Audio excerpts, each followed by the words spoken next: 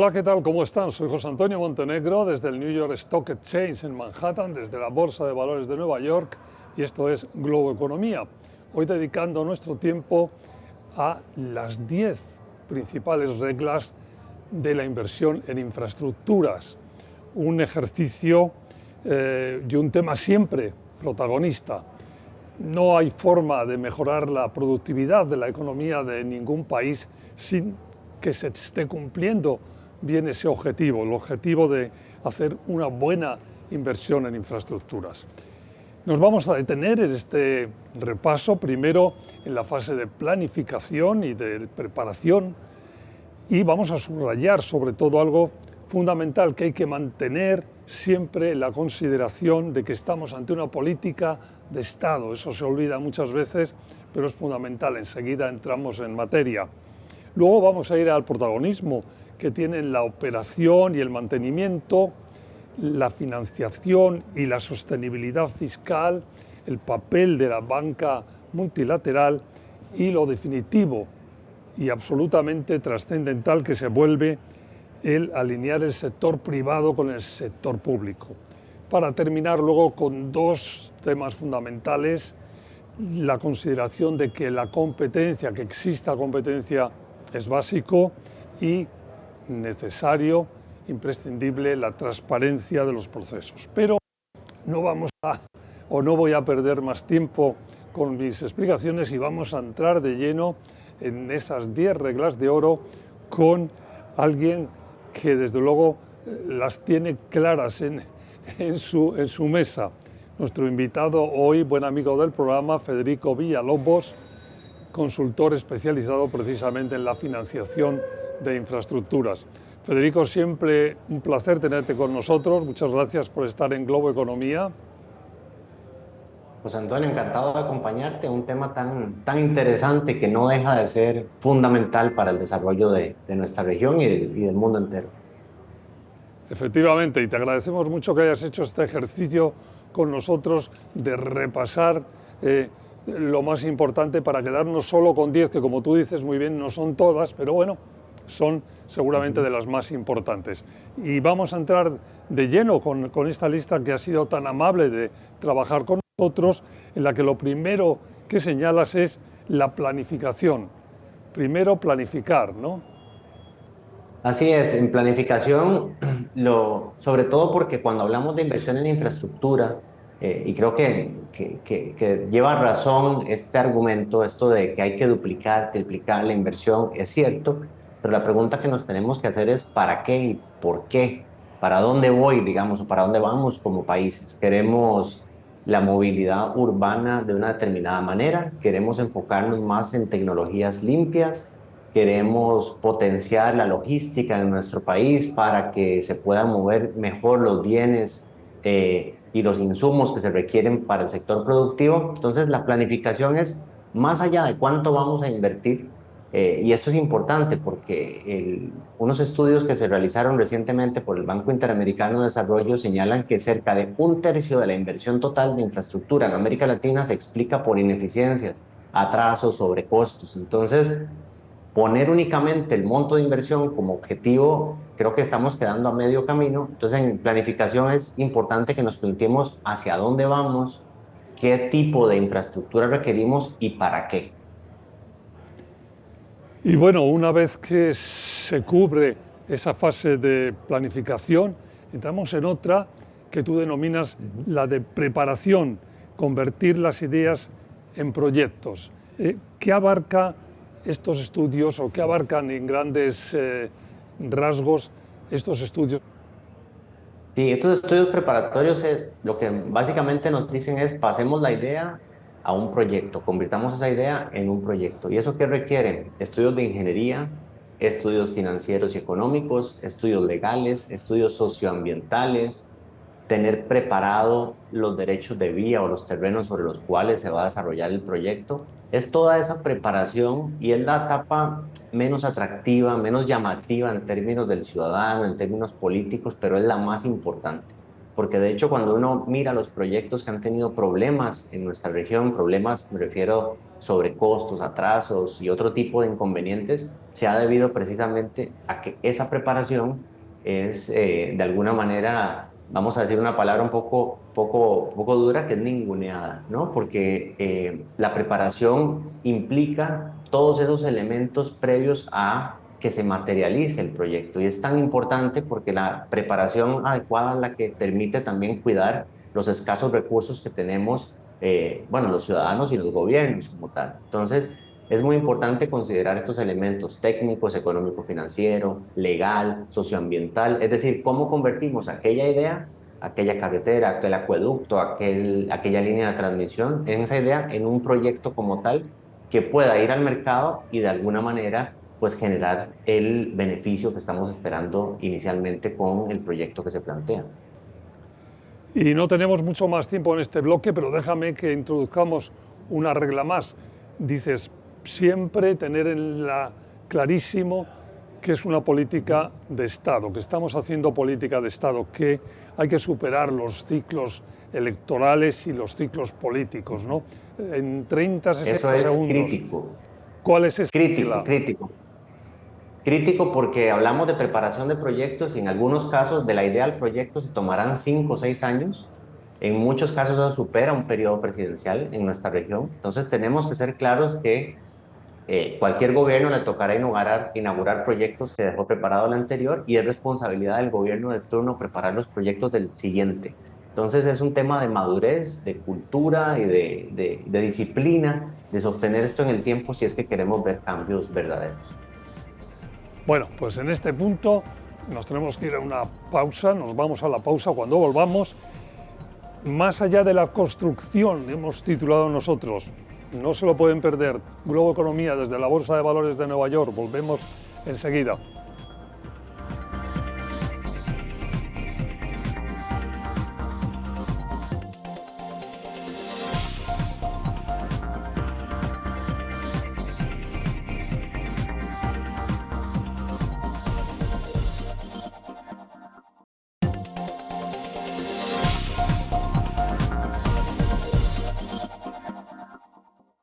Estamos de vuelta, Globo Economía, desde la Bolsa de Valores de Nueva York, desde el New York Stock Exchange en Manhattan. Hoy, infraestructuras, 10 reglas de oro, con Federico Villalobos.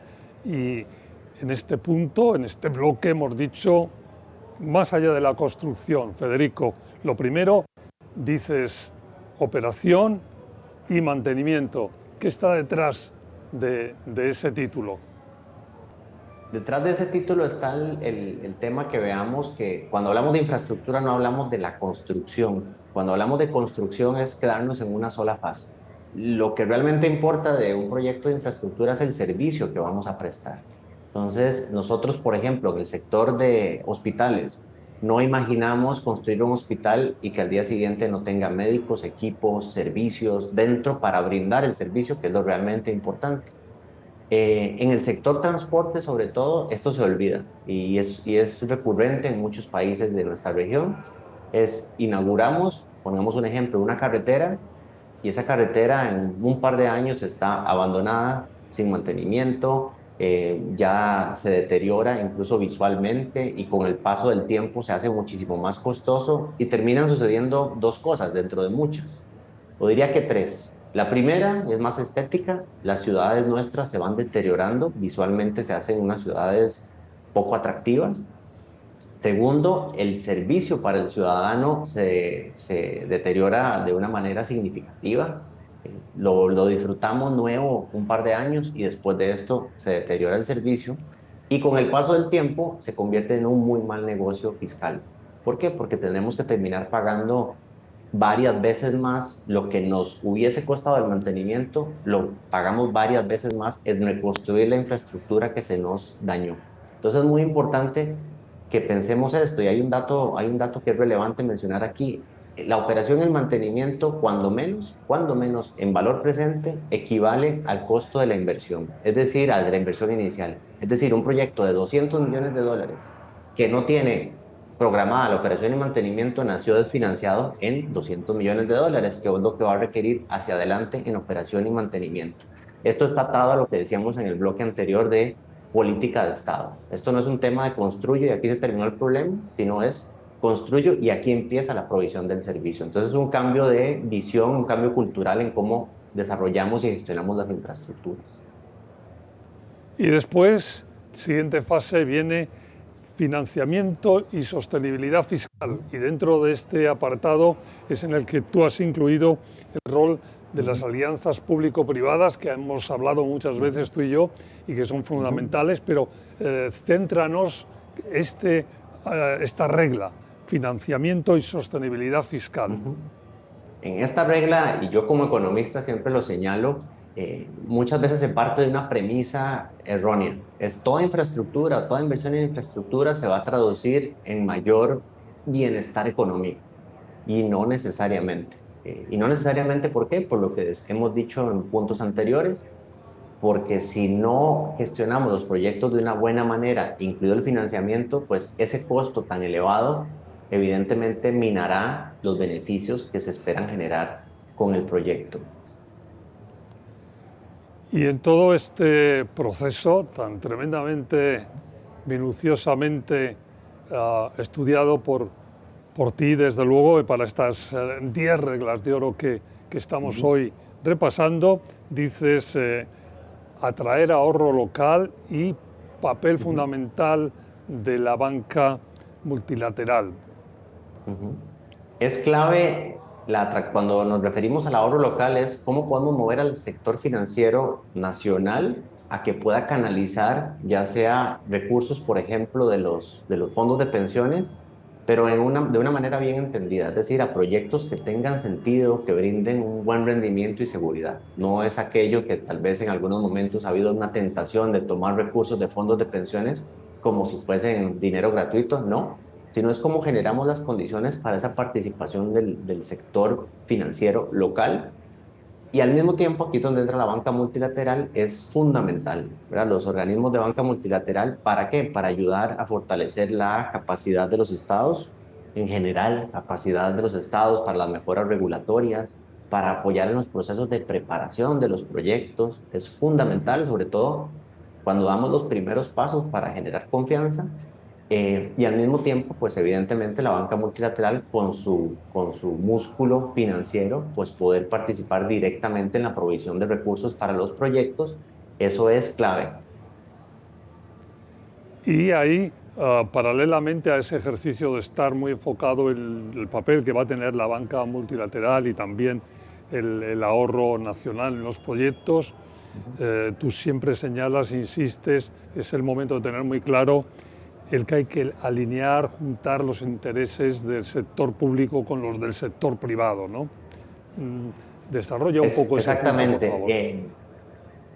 En el tema de alinear al sector público y privado, lo que nos referimos es a lo siguiente: ¿qué es lo que quiere un Estado? Un Estado quiere servicios de calidad de una manera fiscalmente sostenible. ¿Qué es lo que quiere el sector privado? Pues tiene un fin de lucro, evidentemente, lo cual está bien. Es cómo alineamos a los dos. Entonces, ¿cómo dejamos de contratar al sector privado de una manera tradicional, en la cual lo que generamos es incentivos perversos de atrasos, de sobrecostos, de adendas, de reclamos, y pasamos a un esquema donde el sector privado nos permita más bien ayudar en esa gestión de mediano y largo plazo de las infraestructuras, ¿verdad? Y ahí es donde vamos migrando hacia más esquemas de pagarle al sector privado por resultados y no por obras en particular. Este tema de ver la infraestructura como obras constructivas, yo creo que es un tema que ya debe ir quedando muy en el siglo XX y enfocarnos en que estamos hablando de provisión de servicios. Entonces, al sector privado es cómo nos garantiza la provisión de servicios de calidad más allá de una obra constructiva. Bueno, pues en este punto, pausa, y cuando volvamos nos queda cinco minutos para hablar de transparencia y buenas prácticas. Globo Economía desde la Bolsa de Valores de Nueva York, el New York Stock Exchange en Manhattan. Hoy, infraestructuras, 10 reglas de oro. Volvemos enseguida.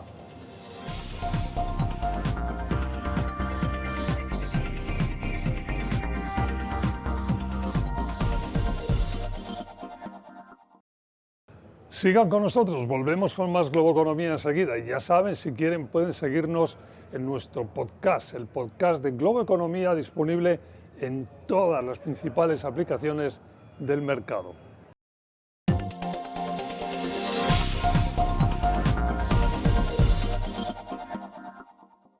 Estamos de vuelta a Globo Economía, hoy infraestructuras, 10 reglas de oro con Federico Villalobos, y en este último bloque, transparencia y buenas prácticas, hemos titulado nosotros un primer punto, un sector público con capacidades, dices tú. A mí esto me parece fundamental, no hay por qué, suponer que el sector público no va a ser el líder, no va a ser tremendamente eficaz, no va a aplicar talento de una forma con liderazgos y con gran capacidad de gestión. Hay que buscar precisamente un sector público excelente, ¿no es así?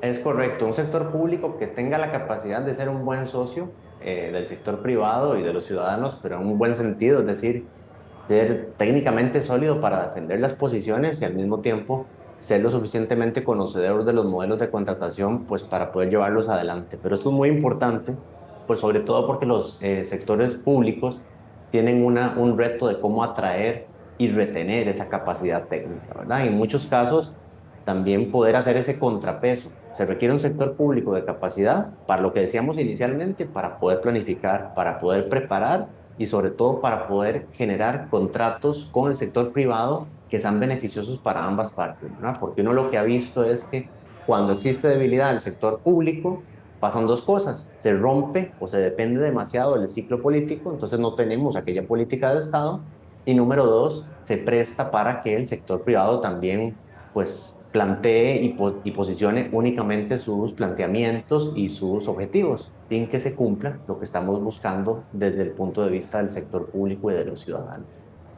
Otro punto fundamental, que además no siempre uno lo ve cuando habla de infraestructuras, que es fundamental en el proceso, dices tú, fomentar la competencia y, por supuesto, esto sí lo tenemos mucho más presente cada vez más, la transparencia, ¿no?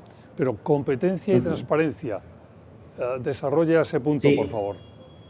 Sí, el tema de transparencia creo que es clave, y el sector de infraestructuras ha habido estudios que se han hecho por organismos internacionales varios años atrás que siempre señalan al sector de la construcción y la obra pública como uno de los sectores más susceptibles, digamos, a actos indebidos y de falta de transparencia. Por eso aquí es muy importante sobre la mesa poner el tema de transparencia, pero que el ciudadano la entienda. Es decir, yo no puedo simplemente subir un contrato a la red y decir que con eso es transparencia, no, sino comunicar bien.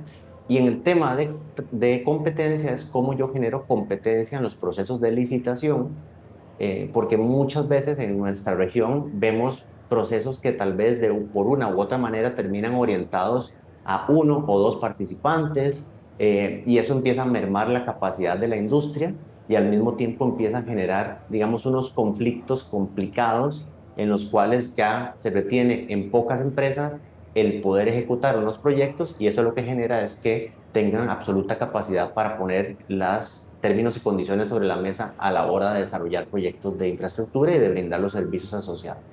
Y estamos llegando al final de estos 10 puntos, y ahí importantísimo, dices tú, en todo el proceso, los conflictos de interés. Totalmente. Conflicto de interés desde yo que estoy en esta industria, desde el consultor individual hasta las empresas grandes, y uno lo mira mucho, es tener mucho cuidado. Es decir, y es algo que uno promovería en los gobiernos, que se establezcan así como se hace en cualquier empresa. Es decir, yo no podría dar un servicio a un gobierno si al mismo tiempo estoy defendiendo al sector privado. Es decir, yo no puedo estar en ambos lados del mostrador, como lo decimos, es algo que se ve. Hay que tener muchísimo cuidado con eso. Hay que tener mucho cuidado y más bien en positivo aplicar las buenas prácticas de la industria, por ejemplo, en cualquiera de las empresas que nosotros conocemos. Federico, pues hasta aquí podemos llegar. Muchas gracias por este ejercicio, por esta clase magistral de haber seleccionado para nosotros, para Globo Economía, estas 10 reglas de oro sobre las infraestructuras, un objetivo tan importante para todo el mundo, pero desde luego para nuestra región.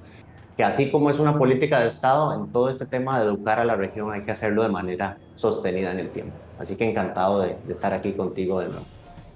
Fue Federico Villalobos, consultor especializado en financiación de infraestructuras. Muchas gracias y gracias, por supuesto, siempre a ustedes por recibirnos en sus hogares, en nuestros horarios habituales, o ya saben, cuando quieran, en cualquier momento del día o de la noche, nuestro podcast, el podcast de Globo Economía, disponible en todas las principales aplicaciones del mercado. Hasta la próxima semana.